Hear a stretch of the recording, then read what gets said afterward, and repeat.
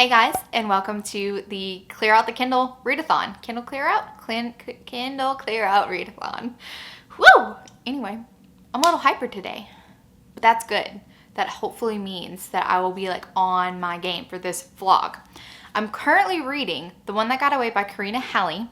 I think that I remember, I didn't go back and read the blurb after it was announced that she was doing this book, but I believe that this is with the wrong brother kind of trope. The heroine Ruby was raised by a single dad, and so she turned to like sports to keep her occupied. She liked horseback riding and she also liked soccer. She attended college under a scholarship for soccer, and she should not have been doing horseback riding because she could get injured. Spoiler alert, she does. And so she decides to turn to sports writing. And we time jump to a couple years after she graduated college. She decides to move to Spain because she wants to be in Europe, where soccer, also known as football, is more prominent. She's really small time. She only has her own blog and it hasn't really taken off yet. She lands an interview with Luciano Ribeiro. I don't know if I'm pronouncing that right. I'm very sorry if I butchered that name.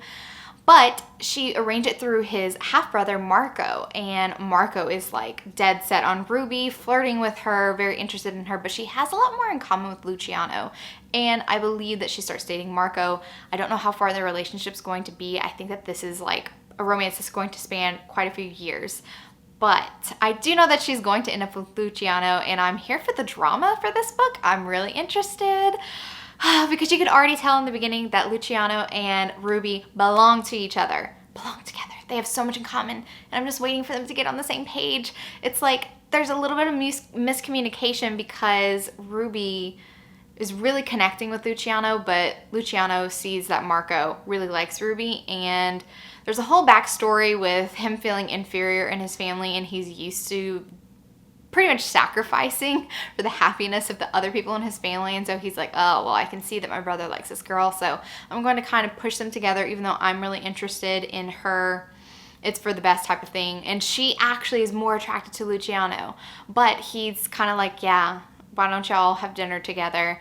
I'm out after this interview. And so she feels like he's not interested. I can't wait for these two lovebirds to get on the same page. It's gonna be amazing. And the drama with the family, I can just see it. I'm really excited about that. I'm so sorry that I am so high energy today. But it's a sharp contrast from the last vlog. And I'm excited about that. So a little book update. Last night I finished The One That Got Away by Karina, Halle. I didn't enjoy it as much as I thought I would. It was like a second chance romance, but they kept meeting throughout the years and something always went wrong. I really don't love that. I feel like the initial separation was enough, and I would preferred to have seen them in like the present day, caught up in when Luciano is playing for Real Madrid and catching up then. I just did not really enjoy her character. She was a very difficult heroine to like, and though I enjoyed all of her flaws in the beginning, it was much easier to forgive because she was just out of high school. She was still learning some things about herself, and I was like, oh, okay, so they're gonna meet years later whenever she's grown up a bit, because she has a lot of issues. She honestly needs therapy. She never gets that, and I just wasn't feeling the true chemistry. It was almost like the thrill of it being kind of this forbidden romance, and I don't know.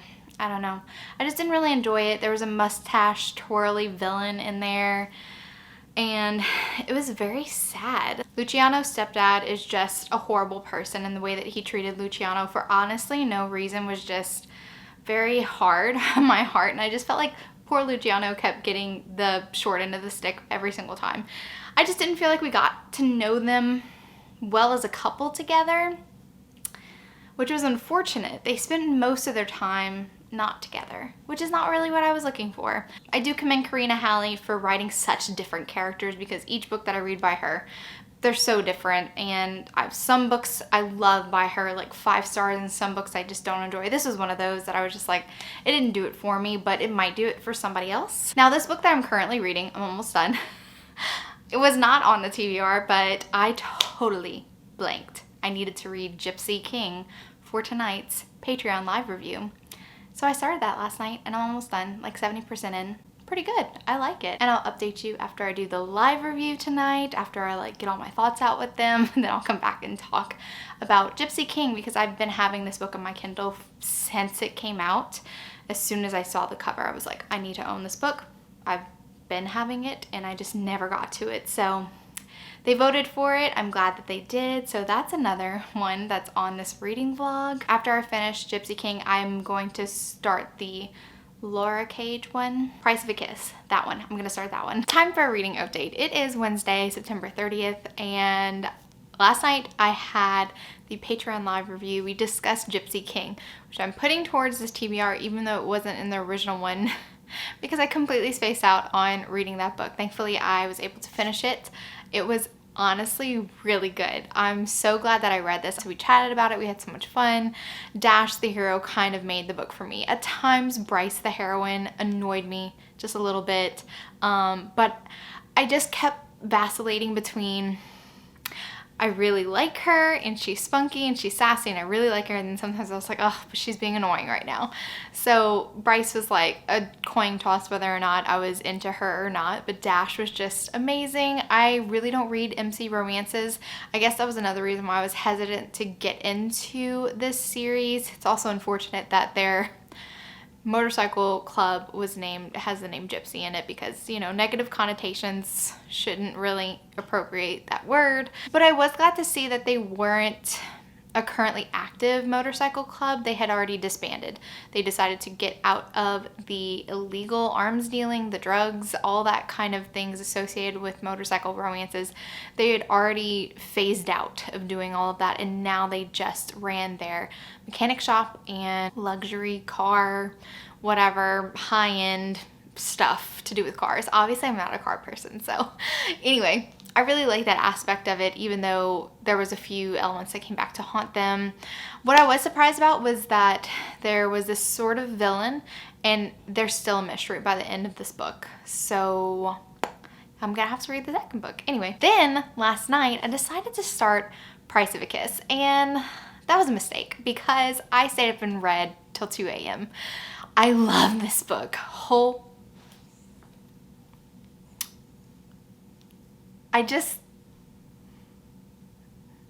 Yeah. It's just so good. I really loved it. Really, really, really. And the funny thing was, when I started reading, the heroine, Reese, who's running from an ex-boyfriend who was abusive, that wasn't really too heavy of an aspect in the book, I don't think. I think it helped Reese's personality. She was very bubbly, very optimistic, and just kind of like move on with life. I think it helped in that situation, but there was a lot of angst on the hero's part because the hero, he did not choose to become a gigolo, a prostitute. He was pressured into it by his mother's landlord.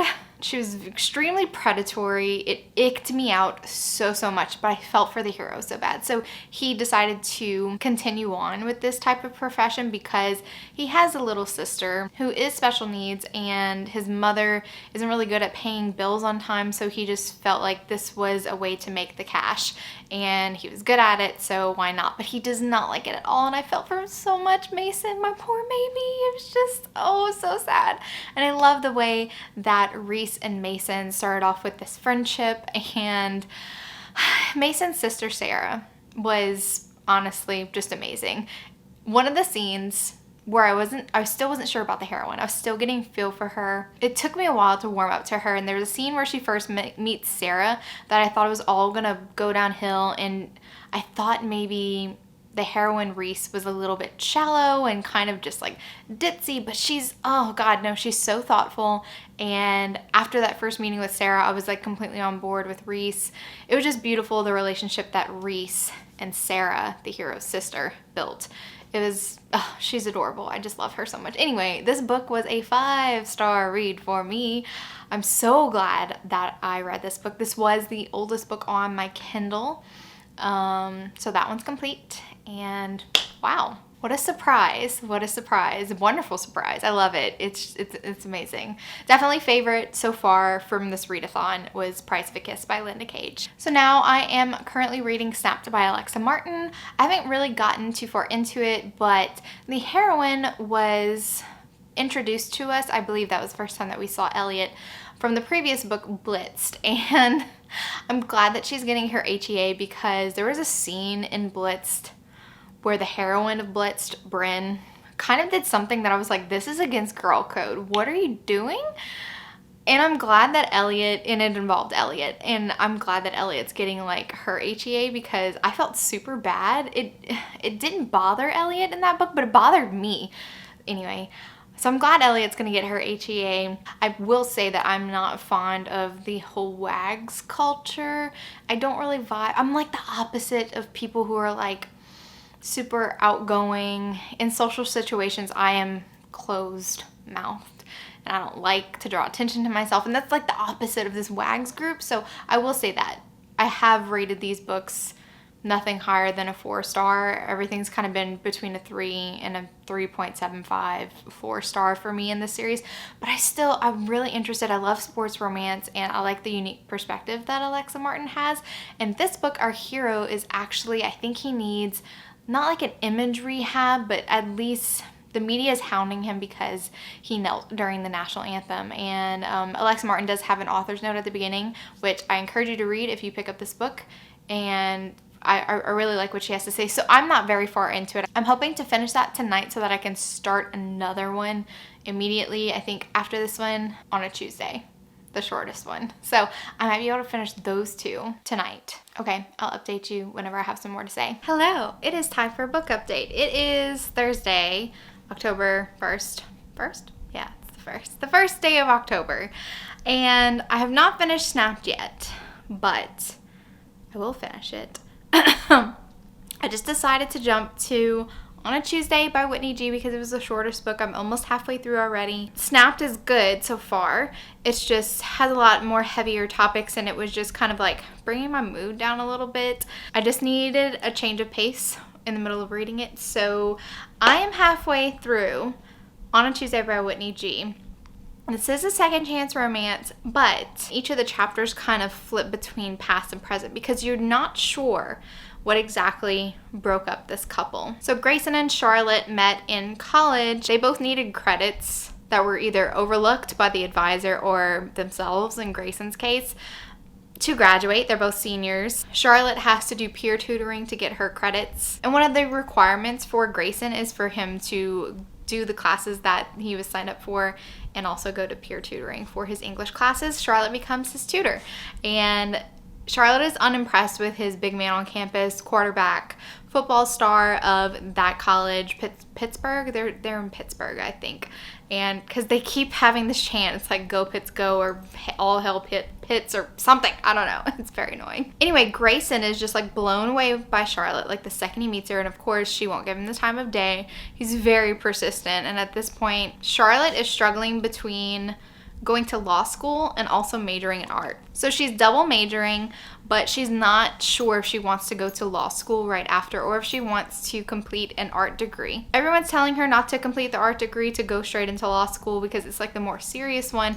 I have a feeling, because I still don't know what Charlotte does in present day, and I'm halfway through the book. I have no idea what she's been doing these past 7 years that they have been apart.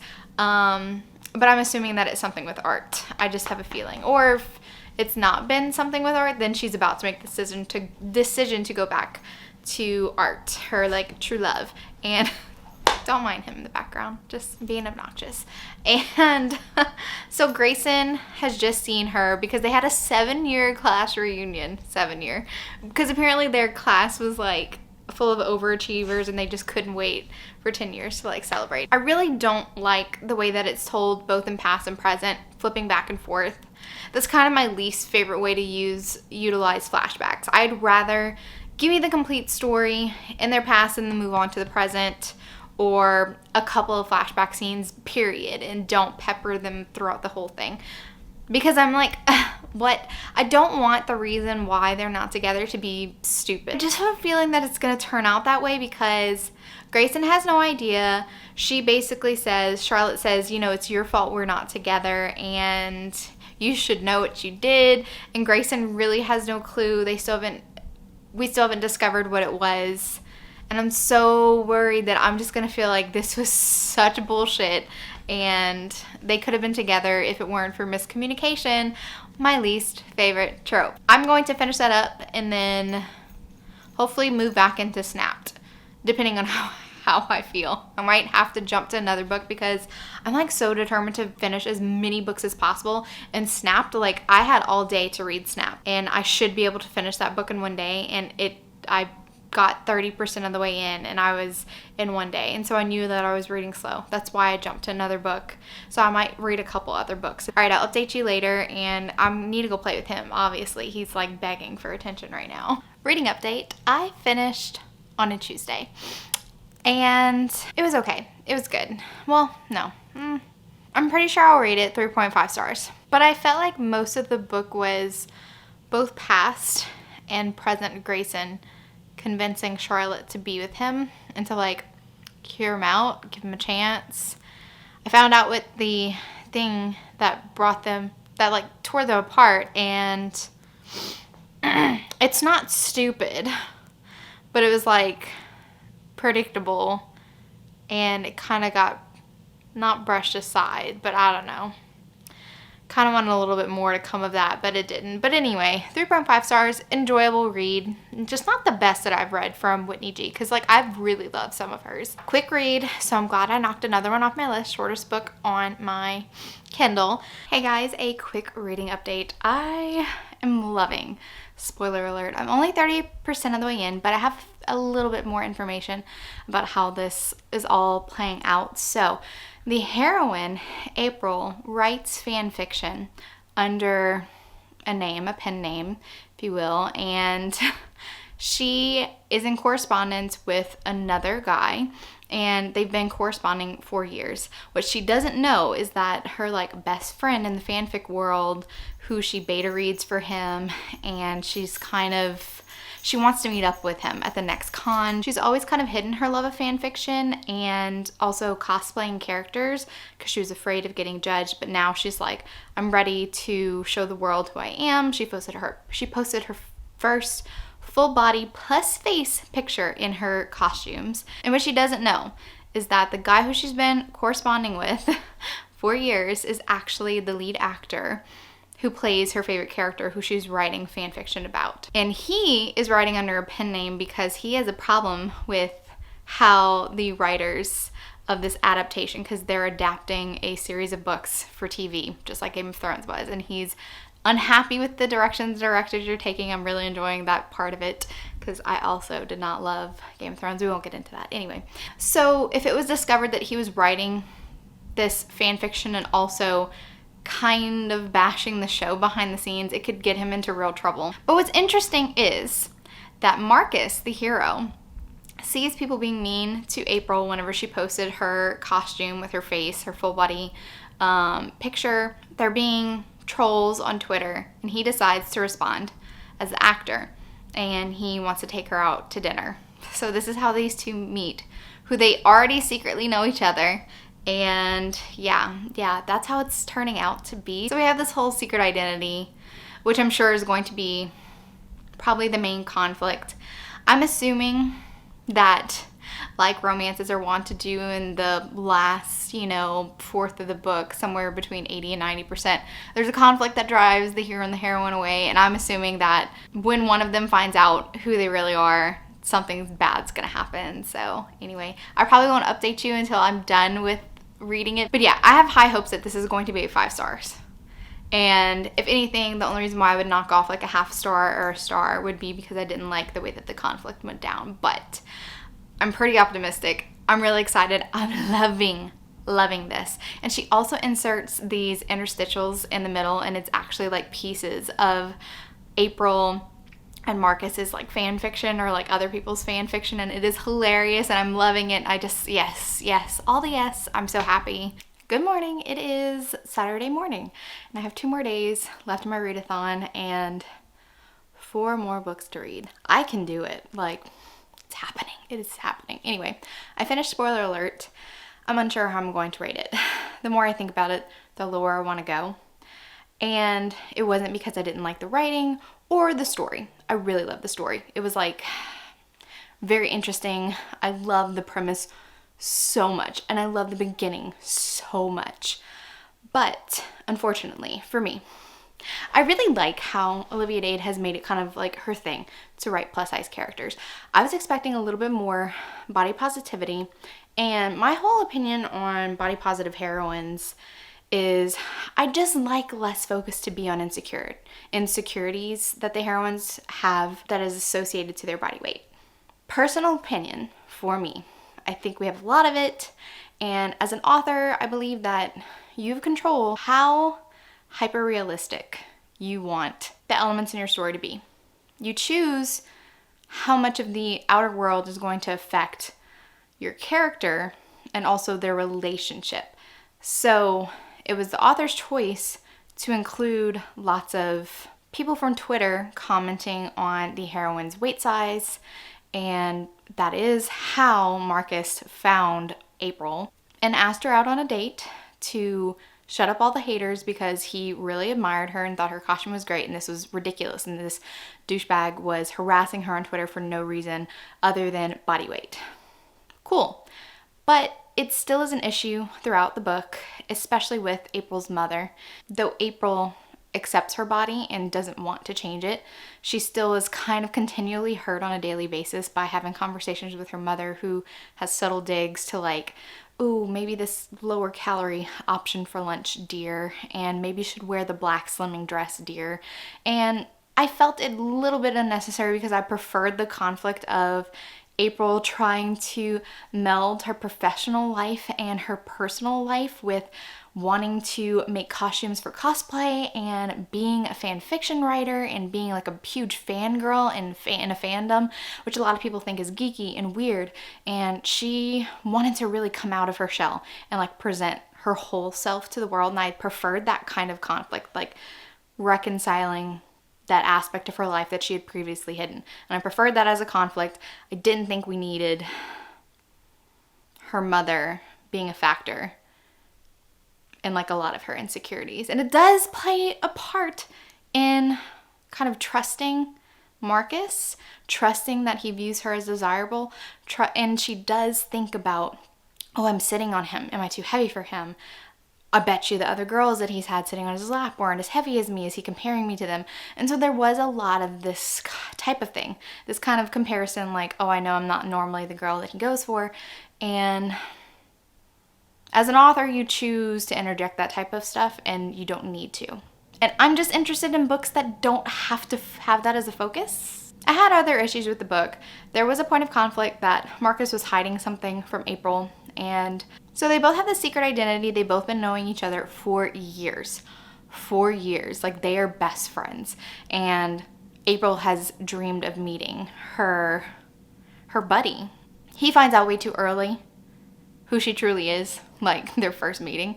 And it creates a problem because he's lying to her throughout the entire book. And I feel like if that reveal didn't happen so early, it would be more understandable.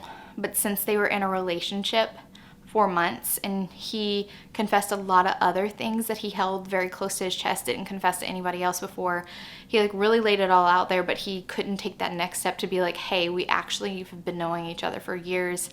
I'm known as this. And it was this whole thing about his career. And there was this setup that felt very manufactured for this very purpose, to like make April more understanding of why he did it. His friend like confesses to writing fan fiction publicly, unprompted. It felt very, why are you doing this? But the whole purpose was so that April could understand how vicious the backlash would be if Marcus was found out to have been writing fan fiction all these years and disagreeing with the showrunners. That felt manufactured, and so of course she had to come to the understanding that he lied to her, but for a good reason, because of his career. And I'm just like, she wouldn't have told. She wouldn't have told. He could have told her. It's all about trust. You're going to trust her with your dyslexia and that your public persona is a sham and why you decided to do that in the first place. You trust her with all of that, but you cannot just say, hey, we've been corresponding for years. I don't know. 3 stars? 3 stars? I really enjoyed the writing style. I enjoyed the interstitials, which was little interjections from fan fiction and also roles that he had previously played that like weren't very great, and they're humorous and I liked them at first, but then I started skipping them because I'm more interested in the relationship, and I was just like, this is unnecessary bonusy little things that I honestly don't care about. I was wondering when the other shoe was going to drop, and so I started skipping them. I was like, okay, bye. Anyway, 3 stars. I think that's my final answer. I am on my way to a podcast. I'm recording A Heart of Blood and Ashes by Mila Vane with Juliet. So I need to go do that, and then I will be back reading Choosing Theo. Yeah, I'm gonna do that. Sunday morning update, and I'm so happy to say that I finished 3 books yesterday, and I've completed pretty much every book that I said I wanted to complete. The only one that did not make the cut was Well Played, and I might have been able to read it if I didn't forget about Gypsy King and read it at the last minute, which now became a part of this readathon, which is fine. So the first book that I read yesterday was Billie and the Russian Beast, and it wasn't a very long book. It definitely leaned on more on the erotic side, less kind of plot. The heroine, Billie, is kind of tasked with keeping track of her older brother who is playing in the NFL. He's not like a big time star or anything, and he's never really had responsibility in his life. Her mother kind of ingrained in Billie that you take care of your older brother because he's kind of just not very responsible. And so Billie has been trying so hard to take care of her older brother, and he keeps getting into trouble. She's trying to manage his money, and now she's studying to take her CPA exams. She wants to be an accountant, and she's also trying to manage her brother's money so that he doesn't blow it all. So she wakes up one morning, she's trying to fix her coffee, and there's a strange man in her house, and he has a Russian accent, and he's basically like, you need to come with me, something to do with your brother, you need to talk to my boss. So Billie goes to this penthouse, and her brother's there, and he's just like, I'm so sorry, like, he owes somebody money. He does have a gambling problem. He has just a money managing problem. So this guy who is a Russian hockey player, he makes a deal with Billie. I'll forgive your brother's $300,000 debt if I get to have you for 5 days. So there's a whole blackmail thing going on in this relationship. This is kind of like the point of the series, these like fast relationships with these hidden things. And so Billie does agree to be with Chess. His nickname's Chess. And like their relationship starts now. And there's kind of like a whole, Ollie, do you mind? Thank you. There's kind of like a whole submissive thing going, but not really BDSM. It's not BDSM, but it's just like, you'll follow my rules, obey me. If I tell you to do something, do it. If I tell you, don't disobey me, whatever. He's a little controlling. I think that's the draw for this series, is like these alpha males. And I was cool with all that. But in the end, there was a twist. Something exposing Chess's like true intentions and a betrayal, which I was like, ooh, now I'm not on board with all of this. Like I could get on board with all the rest of what happened during their relationship, but like this is a little much. Like you could have gone about it in a different way. So 3 stars for this book. But Billie does have 2 other friends, close friends, who they're communicating to through FaceTime, because that's whenever quarantine starts going down, and so they can't like see each other. They don't even live in the same state anyway. One of her friends ends up by like going missing during this time, and at the end it's like she pops up and all of a sudden she has like 3 boyfriends, and this is the Quarantale with Goldilocks and the 3 bears, and so it's like a reverse harem. And I want to read that one. Then I read Choosing Theo, and this is an abduction alien romance. The heroine, Jade, gets abducted in the middle of the night from her home, and she's with these aliens on the spaceship, and something goes wrong. It kind of has like the same feel as the beginning of Ice Planet Barbarians, except the aliens shove her in an escape pod because something's going down, and she crash lands on this planet. When she comes to, she sees like a city in the distance, and she has to walk there, and she was like walking for days. So what sets this apart from like Ice Planet Barbarians is Jade actually lands on a alien planet who is more advanced than Earth. She wakes up and everybody's like, oh, you're probably from like a level 4 planet, category 4 planet, something 4 planet. And we're a level 2 planet, and like we have to let level 4s evolve as they may without our like intervention. So we can't actually bring you home. But when we've had this problem, we can't just like let you loose on our planet. We need you to understand our culture. So there's some things that you need to know. And so you're required to stay here for a year, and you're gonna have like a minder, and you need to experience our culture. It's really funny because she has to get married, and it sounds bad. It sounds bad whenever you just put it that way, like they're forcing her to get married.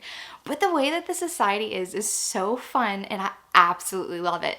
So the population is drastically deficient in females. They had this disease that happened. A lot of their females were killed off, and now whenever they produce mostly males. And so like they're in desperate need of something to change for their race to survive. So for the last couple hundred years, the boys, when they're growing up, get like their regular education, but once they turn 17, they're required to take husbandry classes to educate them on how to be a good husband. And this includes cooking and childcare and female anatomy and basically just like how to treat a woman right, like massage classes. Like, oh my god, it was the best. And I was just like, I love it. I love it. This is an amazing alien world. Jade is like, oh, I'm gonna have to choose someone to be married to. And they're like, no. You have to have like separate bedrooms. Like, and it's only a 3-month trial. Like, you're not required to do anything. And it's basically like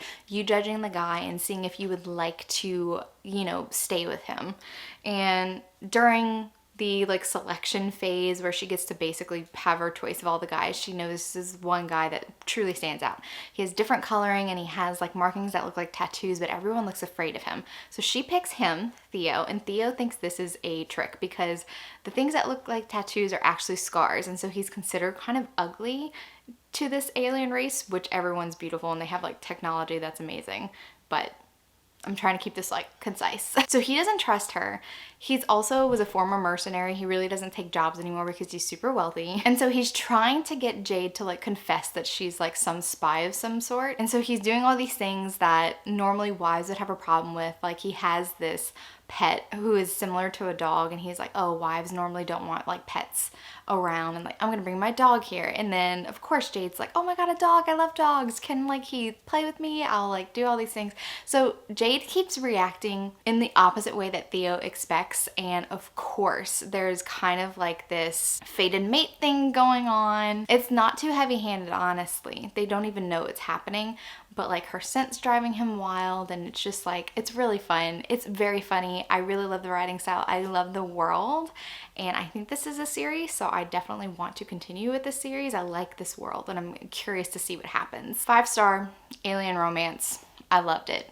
And lastly, I was able to finish Snapped. Elliot and Quentin clashed when they first met, and she is a biracial woman that's being tasked with pretty much not keeping him in line, but trying to like, what do you want Quentin to like stop making the league look bad? Elliot proposes that he start a foundation to bring more attention to the causes that he wants to support, state his intentions, and like get people on board to like help do something like proactive. But she never asked him to stop kneeling or stop blacking out the league logo on his jersey. She never asked him that. There is some things going on with Elliot.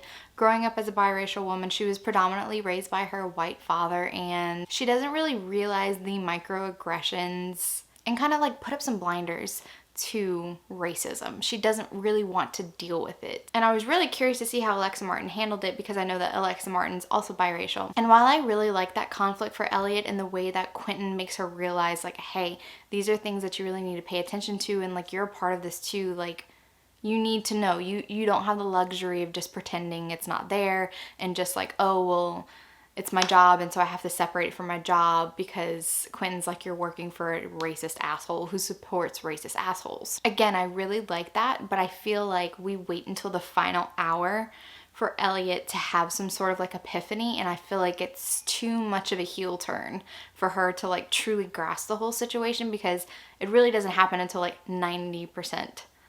So I just kind of wanted more for the development of her character. And also Quentin has something, not that he's hiding, but he's keeping private. and it has a lot to do with how football players in the league before 93, they really didn't get enough of medical care and attention and pension to take care of all their needs with all of like CTE, which is basically players who are continually getting concussed. They're developing these diseases associated with Alzheimer's, personality changes, aggression, which I'm very fascinated with that. And I really like that aspect of his family once we do get to meet them, but I felt like it was strangely lacking. This story is all told through Elliot's point of view, which is great, but I feel like we don't get enough time spent with Quentin. There's tons of time spent with the whole Lady Mustang gang. The fact that Elliot is not really friends with these people, she just recently met them, but yet half the book is dedicated to her hanging out with them, is a little bit unbalanced to me. I want more time with Elliot and Quentin as a couple, getting to know each other. There was a cute Halloween scene that I was like getting choked up for. Like, Alexa Martin knows how to create some really amazingly attentive heroes. Definitely pay attention to what the heroine wants and needs and like makes it happen. And I just absolutely love it. Quentin is amazing and I love him, love him, love him. Elliot frustrated me a little bit, but I think that was the point. So I really did enjoy this. I just wish there was more build up in the relationship, less Lady Mustang things, and then a little bit longer time for like Elliot to have her epiphany and make some changes instead of it all just happening like in a snap. So now for the ranking of all the books that I've read during this readathon. My top favorite was Price of a Kiss. This book just gave me all the feels. I really loved it, really enjoyed the friends to lovers journey of these characters. It was heartbreaking at times, and I know I say I avoid angst, but like, oh, this was so good. I just loved it. It kind of reminded me a bit of the feeling that I got when reading Archer's Voice. I just really loved it. Then we have Choosing Theo. The alien romance comes in second place during this readathon. It was amazing. I love the world. It wasn't too foreign, too alien, and just the right amount of cultural differences to like create some really funny misunderstandings, and I just really enjoyed it. I'm definitely continuing with that series. And then third is Gypsy King. Gypsy King was not originally planned for this vlog, but I've been owning it since Gypsy King came out. Had a couple issues with the heroine, but I really did enjoy it. I'm gonna continue on to the next one. And then we have Spoiler Alert. Really fun. But I do feel like part of the reason why I didn't enjoy it as much as I would have liked to is because I do think that fat shaming and body image was like a big part of the conflict, and it's not what I look for when I want to read about a plus size heroine. I don't want that to be like the main conflict.